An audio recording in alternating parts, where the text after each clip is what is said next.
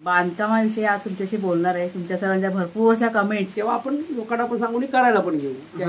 तुझा तर देवाच्या मर्जीशिवाय एकही पान हलत नाही असं काय, पण ते करायला आपण बांधील होणार. ते आपल्याकडे वाघ आला तर आज जायचं उद्या. नमस्कार मित्रमैत्रिणींनो, मी प्रिया पवार आणि खूप खूप स्वागत करते साधा स्वयंपाक या आपल्या चॅनलमध्ये.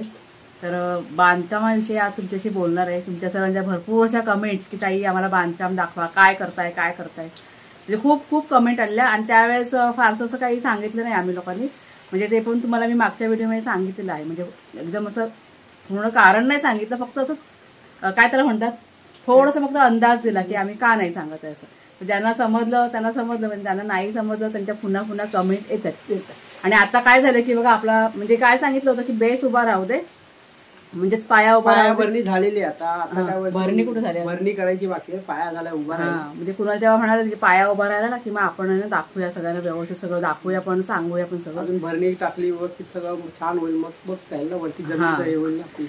म्हणजे सगळ्यात महत्वाचं कारण काय म्हणजे दाखवण्याचं म्हणजे दाखवण्यामध्ये काय सगळंच काय मी लपून नाही ठेवलं. म्हणजे आपली बघा वाळू आली, चिरे आले, ते सगळं मी तुम्हाला दाखवलं होतं. एप्रिल महिन्यामध्ये चिरे आपले आले आणि मेच्या एंडिंगला जरी काम चालू करायचं होतं, पण मध्येच 2-3 अडचणी आल्या, त्याच्यामुळे काम आपलं राहिलं. आपल्याला येणाऱ्या ज्या अडचणी असतात त्यापासून दूर राहण्यासाठी या गोष्टी म्हणजे आम्ही जास्त करून शेअर नाही केल्या. बाकी काय नाही, अडचणी कुठे ना कुठे छोट्या मोठ्या चालू असतात. आता आम्हाला एप्रिल मध्ये चालू करायचं होतं काम, आता उभं राहिलं असतं ना, याला उभं राहायला पाहिजे होतं आपलं काम. एप्रिल, मे, जून, जुलै, ऑगस्ट 5 महिने आपलं काम असंच लेट झालं. म्हणजे कसं या ज्या येणाऱ्या अडचणी आहेत, व्याधी आहेत, काही नाही काय चालूच आहे, छोटं मोठं. त्यामध्ये आईची तब्येत खराब झाली, मला मुंबईला जायला लागलं, काही नाही काय चालू आहे. म्हणजे अडचणी चालू आहेत छोट्या मोठ्या. त्या अडचणीपासून थोडा म्हणजे बोलतात ना, एक माणसाला म्हणजे मनाला वाटतं की आता आपण असं कळलं की असं होईल म्हणून आम्ही त्या बोललो की जाऊ दे, सगळं दूर झालं, शांत, मनाला बरं वाटलं, आपलं व्यवस्थित होतंय असं मनाला वाटपटलं की तेव्हा आपण लोकांना पण सांगून करायला पण घेऊ.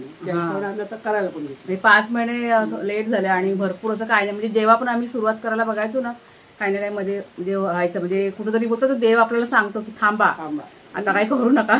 ईश्वराने सांगितल्याशिवाय तर आम्ही पण बांधकाम करायचं म्हणून आता काम म्हणजे बघायला गेलं ना तर जे मजूर लागतात काम करायला, त्या मजुरीसाठी पण आम्ही खूप प्रयत्न केले इकडे तिकडे.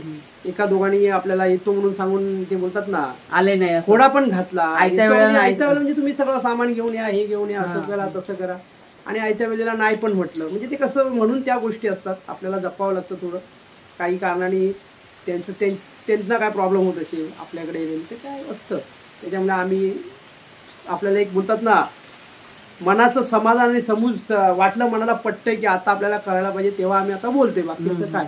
आणि आता हे बघा, हे जे काम चालू केलं ना, आता पण आमचं काही नक्की नव्हतं, अचानक सगळ्या गोष्टी घडलेल्या. देवाने तेच ना म्हटलं, देवाने सांगितल्याशिवाय आपण काय करायला घेत नाही. ज्यावेळेस आपण बघा पूजा केली ना, छोटीशी पूजा घातली बघा, त्यावेळेस तुमचे शेअर केलं की आमचं काही नक्की नव्हतं. मी बोलली होती त्या व्हिडिओमध्ये पण बोलता बांधकाम करणारी माणसं पण बघा, आता आमच्याकडे माणसं काका तर आमचे करतातच. काकांना आमचे काका काय एकटे नाही करत, काका आता कसं थोडं थकलेले आहेत, त्याच्यामुळे माणसं पाहिजे, हे सगळं पाहिजे, त्याचं नियोजन झालं पाहिजे व्यवस्थित. आपण काम करायला घेतलं तर व्यवस्थितपणे म्हणजे चांगल्या स्वरूपाचं झालं पाहिजे. त्या हिशोबाने आम्ही थांबलो होतो की पैसे म्हणजे सगळ्याच गोष्टीच्या अडचणी असते. आता आपण कसं बरं टप्प्याटप्प्याने करूया, पण छान करूया. आता थोडं केलं, काय केलं, काम थांबून नाही द्यायचं. म्हणजे ज्यावेळेस हे घर बांधलं ना, त्यावेळेस आम्ही ठरवलं होतं की आपल्याला करायचंय, पण होईल असं वाटत नव्हतं, पण कुठेतरी मनामध्ये इच्छा होती की करायचंय. आणि तसे आमचे प्रयत्न पण चालू होते. आणि तसं देवाने पण संकेत दिले. एक गोष्ट मी तुमच्याशी शेअर करायची वाटते मला अगदी मनापासून, की तुझा तर देवाच्या मर्जीशिवाय एकही पान हलत नाही, होणारही नाही. जो म्हणजे आपल्याला काही चांगलं होणार असेल तर देव आधी आपल्याला कौल देतो. आपल्याला त्या गोष्टी कळतात, माहिती पडतात. म्हणजे आपल्याला देवाला पण सांगायची गरज म्हणजे भासत नाही. ते देव आहे ना, बरोबर आपले मार्गाने मोकळे करतो. आणि तसंच आमचं पण झालेलं आहे. मी आपली कर्म आणि आपलं सगळं व्यवस्थित असेल तर बरोबर सगळं होतं. काही नाही, आपल्या कर्माशिवाय काही नाही. आपली कर्म नीट ठेवायची. कोणाला बोलतात ना, भले कोण वाईट करतो ते आता तिकडे बाहेर होतं ना, म्हणून ते होतं. जोपासून आहे कोणाचं वाईट, जोपासून वाईट करू पण नाही. ज्याच्यात जो आपला वाईट करतो त्याला ते जातो प्रश्न. प्रत्येकाचा वेगळा आहे, माणूस वेगळा आहे ना, प्रत्येक माणूस कर्माने आणि विचाराने पण सगळा वेगळा आहे माणूस. आणि सगळ्यात महत्वाचा प्रश्न, सगळेजण विचारतात तुम्ही काय करताय. म्हणजे एक अंदाज सांगते मी. काही जणांनी अंदाज बांधला की ताई तुम्ही गोठा बांधताय, म्हणजे गाई गुरांसाठी गोठा बांधताय, शेळी काय म्हणतात शेळी पालन करतात त्याच्यासाठी. कुक्कुटपालन असं पण काही जणांनी सांगितलं आणि काही जणांनी होमस्टे असे 4-5 ऑप्शन दिले.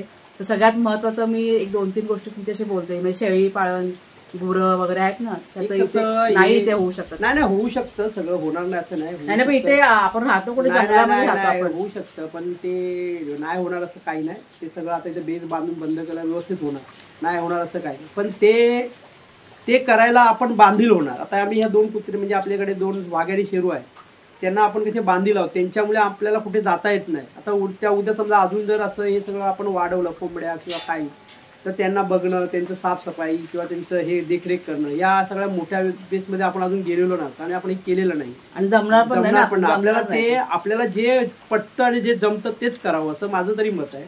की जे कसं तर कोंबड्या वगैरे आपण जरी पाळल्या तर 7-8 किंवा 10 ठीक आहे. व्यवसायासाठी म्हटलं तर त्याच्यासाठी खूप अभ्यास करावा लागणार. शेळी आहेत, त्यांचं कसं जोपासन करायला लागलं. आता शेळी आपण पाळल्या तर मला कंपल्सरी त्या शेळीला घेऊन चरायला बिरायला घेऊन जायला लागणार. कुणाला इथे कामात असतो, मग सगळ्या गोष्टीला अडचण पण येते आणि तेवढं करता पण आलं पाहिजे ना, त्यांना पण वेळ द्यायला पाहिजे. गाई गुरांना सोडलं आणि सगळ्यात महत्वाचं काय, सगळं मुका जीव आहे तो. आणि आमच्या इथे आजूबाजूला जंगली प्राण्यांची भीती आहे. म्हणजे गाई गुरांना सोडलं तर चालतं मोकळं, की गाई गुरं मोठी असतात, म्हणजे तब्येतीने ताकदीने असतात की ती पुन्हा येतात. पण शेळ्यांना वगैरे नाही सोडता येणार. नाही ते आहे, थोडीशी भीती आहे, त्याच्यामुळे आम्ही ती रिस्क घेत नाही. कोंबड्यांना पण मुंगूस भरपूर आहे, मुंगूस भरपूर आहे, साप मुंगूस. आता हे मुंगूस साप येणार, मग एक 2 कुत्रे आहेत आपले म्हणून ते मुंगूस. आपल्याला कसली भीती नाही आपल्या आड्यामध्ये, आम्हाला अशी भीती नाही. पण शेवटी 2 असल्या कारणाने आड्यामध्ये कसलीही भीती नाही. पण शेवटी ते जवळ केल्यानंतर ते पण त्यांना खायला त्या पोटासाठी येणारच ना. त्यांच्या पोटाची जर त्यांना सोय भेटत असेल, कोणी आहे म्हणजे प्रत्येक प्राणी त्याला जीव म्हणजे जेवण हे पाहिजेच असतं. त्याच्यामुळे जो तो प्रत्येक आपल्या पोटासाठी येणार असतो. त्याला भेटलं, आता मुंगूस आहे ते कोंबड्या मारून खातं जंगलात, काही नाही त्याच्या पोटाला खातं. आणि आमच्या इथे आहे वन्य प्राणी आहे. आणि तशी गोष्ट मी मागे पण तुमच्याशी शेअर केली होती. कोल्हे बघा ना, आपण आपल्या इथे डॅमचे ते कोल्हे तर सरळ उघडे बघितलेलं समोर डोळ्यांनी दाखवलं होतं बघा व्हिडिओ. असे आजूबाजूला असतात वन्य प्राणी आहेत. ते काय त्यांचं जीवन आहे, ते जगणार. आणि हे रान आहे, इथे रानमाल आहे. रानमालावरती वन्य प्राणी नाही, त्यांचा अर्थ पण नाही ना त्या जमिनीचा. मग त्यांचं घर जंगलामध्ये, त्यांचं घर आहे, आपण त्यांच्या घरात राहतोय. कोणी किती आपली जागा जमीन म्हटलं तरी जंगल प्राण्यांचं आहे. आता आम्ही ज्या टायमाला मागे आपली त्या रियाचं ती गाय मारलेली होती, पिल्लू मारलं होतं, तेव्हा फॉरेस्ट तेव्हा ती केलं होतं आम्ही. फॉरेस्टला आम्ही कंप्लेंट केली होती की असं आहे काय. फॉरेस्टनी पहिलं सांगितलं हे पहिलं त्यांचं घर आहे, तुमचं नाही आहे, जंगल आहे, हे त्यांचं आहे, प्राण्यांचं घर आहे. त्यांना तुम्ही मुलात बंदी नाही घालू शकत. तुम्हाला काय आहे तर तुम्ही त्याच्याबद्दल पाबंद काय करता येईल. मनुष्यावरती जेव्हा ते आक्रमण करणार तेव्हा आम्ही त्यांना काहीतरी पाबंद घालणार. ते गाई गुरं खाणं किंवा हरण काही असेल जंगलातलं काही प्राणी खाणं हे त्यांच्या पोटाचं आहे. ते त्यांच्या पोटासाठी खाणार, येणार फिरणार, त्यांचं हे आहे. आता ते वाघ आहे किंवा काही ते एका जागेवर राहत नाहीये. आता इथे आपल्याकडे वाघ आला तर आज जायचं उद्या नाही येतो, तो दुसरीकडे जाणार. तो त्याचा पोट जिथे भरत जाईल तिथे तो निघत जाणार पुढे पुढे. आता काय आपल्याकडून इथे रान काय कमी आहेत पुढे. आता आपल्याकडे मागे गवे नाही, गवे किती आले होते. गवे आता गवे जवळजवळ 6 महिने आपल्याकडे होते, ते आता नाही आहेत. आता डुक्कर वगैरे कसे शेतीच्या टायमात भात शेती वगैरे येतात ते. आता हे बघा आपल्याला झेपेल तेच आपण करायचं. उगाच आपल्याला ज्या गोष्टी झेपत नाही त्या उगाच करायला जायचं नाही असं आमचं मत आहे. आपल्या सवयी आपल्यानुसार म्हणजे आता आम्ही मुंबईकर असल्या कारणाने, म्हणजे मुंबईला आमचा जन्म गेल्या कारणाने जेवढं आपल्या ताकदीत होईल. आता आमचं वय पण झालेलं, आता समजा मी पण 50-51 वर्षाचा झालो, ही पण 46-47 वर्षाची झाली. आणि आम्ही म्हणजे झेपेलचा प्रश्न आहे. आणि वयाच्या 50 म्हणजे 50-48 वय म्हणजे आता मला 3-4 वर्ष झाली, म्हणजे 45-46 वर्षापर्यंत तरी आम्हा लोकांना काही माहितीच नव्हतं इथं मातीत हात घालणं. आणि माणूस जेव्हा 45-40 पार करतो, म्हणजे आपण उतार वयाला आलो 40-45 वयाला, त्या टायमाला ही वजनची कामं करणं म्हणजे ही ताकदीची कामं करणं ती झेपायला पण पाहिजे ना. तेवढी होतो त्रास शरीराला. आम्ही छोटं जेवढं आमच्याने होतं तेवढं करतो, जेवढं आपल्या ताकदीने गरजेपुरतं करतो. आणि करायला पण हवं थोडं, की नाही केलं तर कसं चालणार ना. इथे आपल्याला राहायचं आहे तर करणं गरजेचं आहे, त्याच्यामुळे करतो. आणि जेवढं होईल तेवढं, जेवढं शक्य होईल तेवढं आपण आमच्या स्वतःच्या हातानेच करतो. आम्ही व्यतिरिक्त माणूस लावून कामं करणं हे आम्हाला पटतच नाही आणि करतही नाही, पटतच नाही. तर खूपच म्हणजे आता गवत आहे, खूपच वाढलंय रान, आता बघणं असं झालंय तर एखाद्या वेळेला माणसं बोलवली तर नाही, तर ते पण आम्ही आमच्या हातानेच काढतो. कारण काय आहे की माणसं बोलवणे आपल्या पैशाच्या बाबतीत पण पैसा पण जातो, वेळ पण जातो आणि सगळंच जातं. आता आपल्या व्यतिरिक्त आपण आपल्या हाताने जर करू शकतो तर माणसांचं काही हे नाही ना, उगाच पैसे घालवणे हे आमच्या म्हणजे परवडणार पण आपल्याला. जितकं शक्य होतं तितकं मेहनत ना आम्ही स्वतःच करतो. पण काय करतो ते एक घर बांधते छोटंसं, ते तुम्हाला मी दाखवतेच.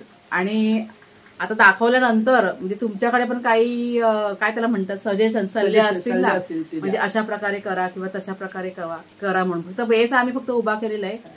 आणि तुम्ही पण सांगा आम्हाला की ताई ह्या पद्धतीने करा, इथे असं इथे तसं, म्हणजे जितकं शक्य होईल ना तिथे तुम्ही सांगायचं आम्हाला प्रयत्न करा. सूचना लोकांच्या पाळता येतील. म्हणजे काही आपल्याला सूचना काही लोक म्हणतात की असं करा तसं करा, म्हणजे पैशाच्या अभावी आपल्याला जर जमत नसतील तर त्या होणार नाहीत. म्हणजे पण जेवढ्या आपल्याला शक्य होतील तेवढ्या आम्ही प्रयत्न करू.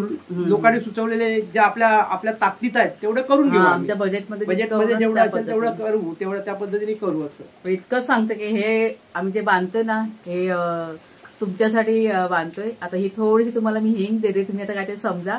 पण जेव्हा ते उभी राहील ना वास्तू त्यावेळेस तुम्हाला स्वप्न आहे ती वास्तू उभी राहणार, पूर्ण राहू दे, पूर्ण उभी राहू दे आणि मग आपण सगळ्या गोष्टी तुमचे शेअर करीन.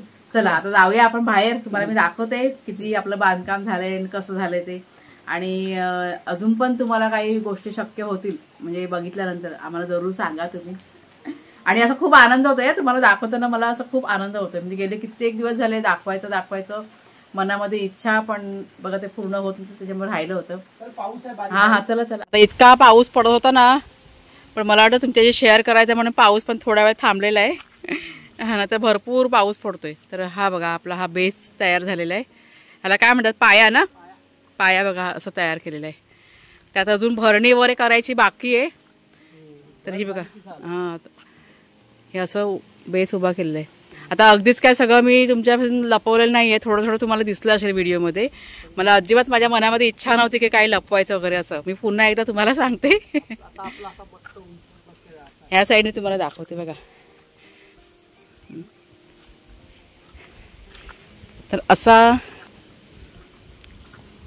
हे पूर्ण स्ट्रक्चर आपल्या घराचं पाया. इथे समोरच्या साईडला बाथरूम, त्या साईडला टॉयलेट, असं सगळं आम्ही ठेवणार. आणि हा एक रूम आणि दरवाजा आपण इकडनं पाडणार ना.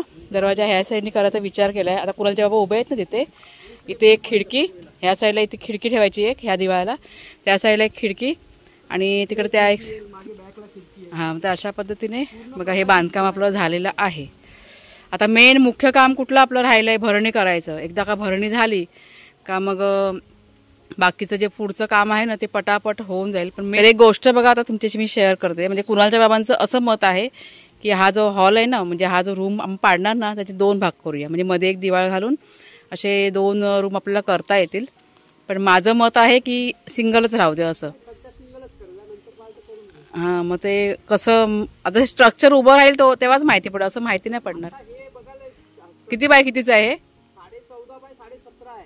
अच्छा हां, मग 14.5 आणि 17.5 बघा. तुम्हाला मी माप पण सांगितलंय. हां हां अच्छा हां हां हां ओके हां हां.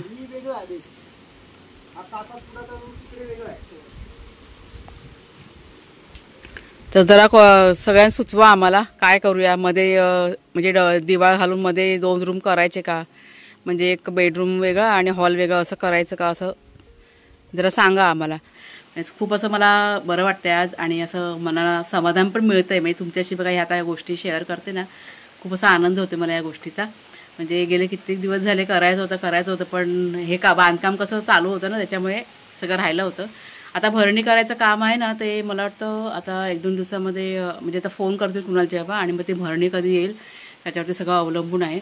आणि बाकीचं जे काही बांधकाम आहे ना ते आता चालू नाही, आता गणपतीच्या नंतर सगळं चालू होईल. कारण मी ते काका आले होते तेच म्हणाले की गणपतीच्या नंतर आता बाकीचं काय ते आहे ना ते आपण करूया.